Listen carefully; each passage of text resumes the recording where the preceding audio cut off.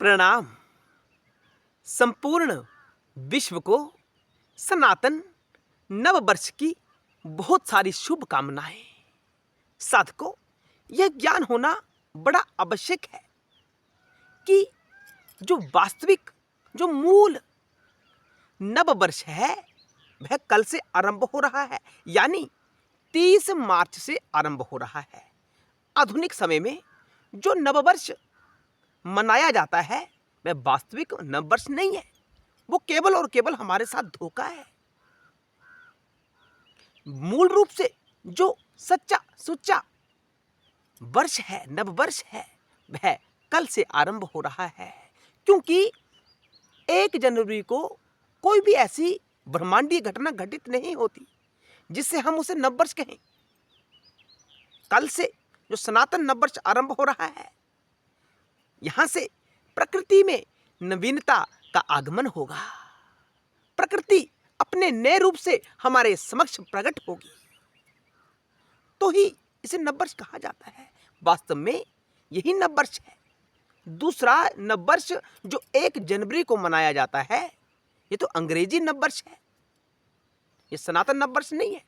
आप अगर सनातन से संबंध रखते हैं, सनातन की धारणाओं को मानते हैं, तो आपके लिए जो कल से नववर्ष आरंभ हो रहा है वही आपका नववर्ष होना चाहिए।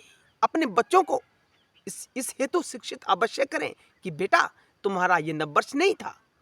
कल से जो दिन आरंभ हो रहा है, नवरात्रि से जो नववर्ष आरंभ हो रहा है, वही तुम्हारा मूल रूप से नववर्ष है।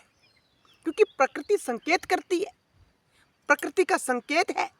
सृष्टि रचना का कार्य भी कल से ही आरंभ हुआ था। सनातन देव यानी शाश्वत देव यानी शिव ने सृष्टि रचना का कार्य कल से ही आरंभ किया था। इसी कारण इसे नववर्ष कहा जाता है। तो साधकों, कल से नवरात्रि भी आरंभ हो रहे हैं। हम आपको तात्विक दृष्टिकोण से नवरात्रि में क्या करना है वो इस वीडियो में बताने वाले हैं। वीडियो अंत तक अवश्य देखना। अच्छा लगे तो शेयर अवश्य करें और चैनल को सब्सक्राइब भी अवश्य करें। हम हमेशा कहते हैं, प्रत्येक वीडियो में कहते हैं कि यह संसार शिव और शक्ति की ही रचना है और उन्हीं शिव की शक्ति को समर्पित है नवरात्रि। नवरात्रि यानी 9 दिनों तक नवरात्रि की पूजा आराधना की जाती है।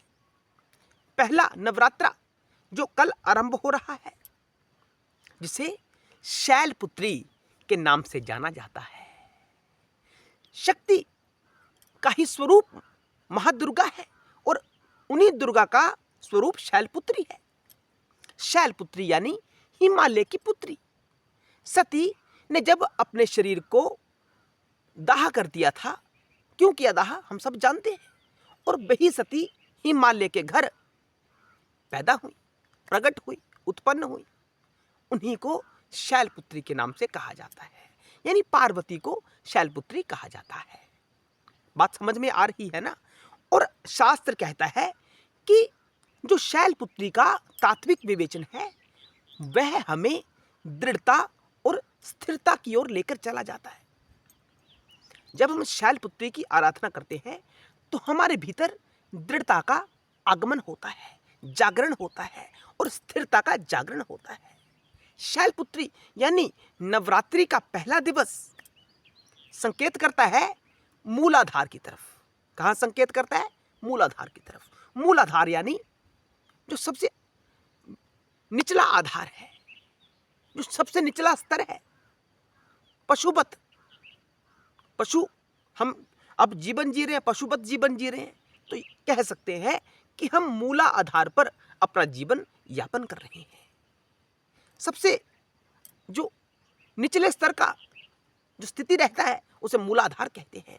और शैलपुत्री का पूजन हमें प्रेरित करता है, हमें कहता है कि चलो शिव की ओर चलें, यानी अपने चक्र जागृति की तरफ चलें। हम आपको धीरे धीरे बताएंगे कि कैसे कैसे ये संभव हो सकता है। तो शैलपुत्री यानी प्रथम नवरात्रा ये संकेत करता है कि दृढ़ता के साथ, स्थिरता के साथ अपने मन को स्थिर करके शिव की ओर चलें, यानी शिव की यात्रा आरंभ करें।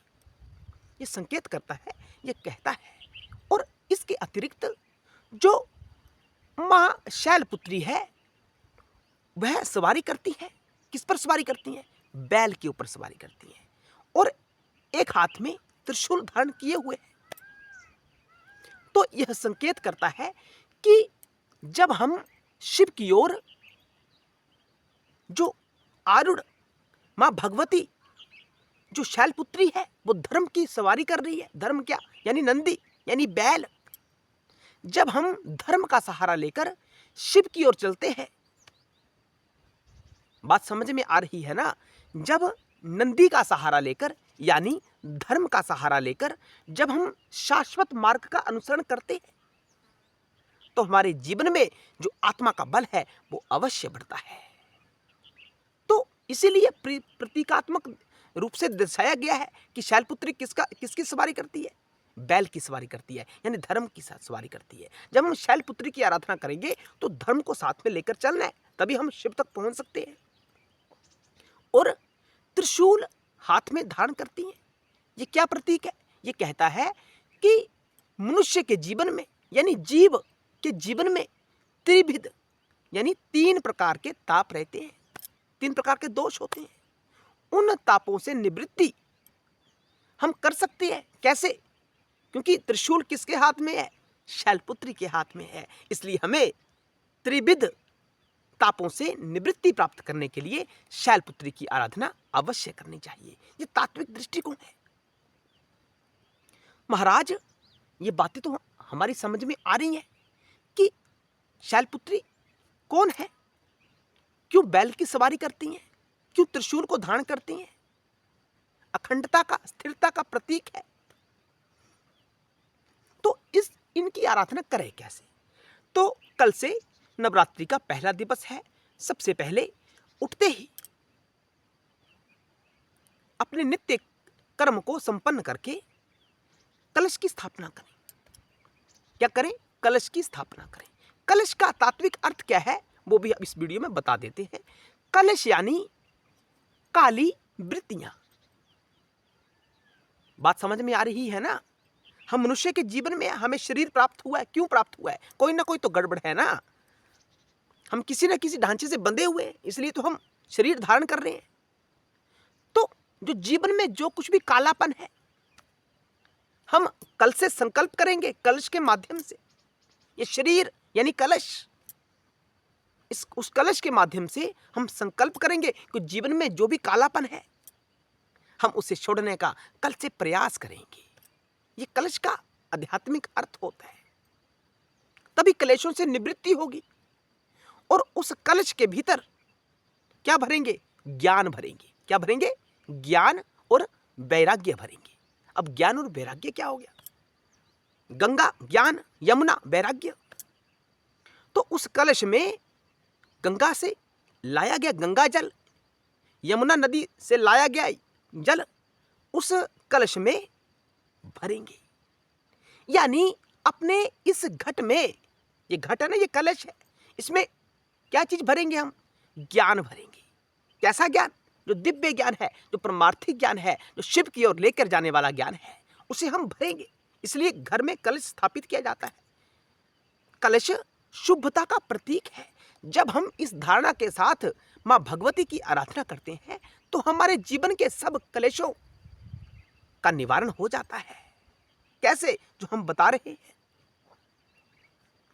तो सर्वप्रथम कलश की स्थापना करें और खेती, जौ की खेती अवश्य उगाएं अपने घर में। कहा जाता है, ये मान्यता है कि जब ब्रह्मा जी ने सृष्टि का निर्माण आरंभ किया था तो अनाज की उत्पत्ति भी की थी। तो सर्वप्रथम जौ की उत्पत्ति की गई थी। और कल से हमारा नववर्ष आरंभ हो रहा है, तो अपने घर में वही खेती की जाए जो सर्वप्रथम ब्रह्मा जी ने की थी।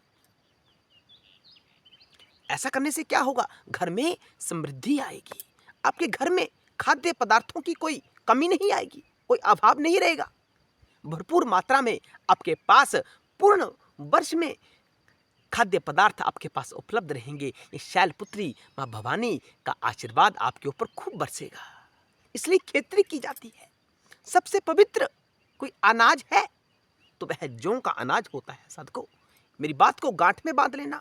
और जब हम जौ की खेती करते हैं और वह खेती बड़ी गति के साथ, अधिक गति के साथ मिट्टी से बाहर निकलना आरंभ होती है, भरपूर मात्रा में हरियाली उसमें पाई जाती है, तो संकेत मान लेना कि आपके घर में आने वाले समय में सकारात्मकता ही सकारात्मकता का प्रवेश होगा, नकारात्मकता आपके घर से बाहर चली जाएगी। ये संकेत करता है अधिक गति के साथ वृद्धि, जौ की खेती की अधिक वृद्धि, ये सकारात्मक प्रतीक है।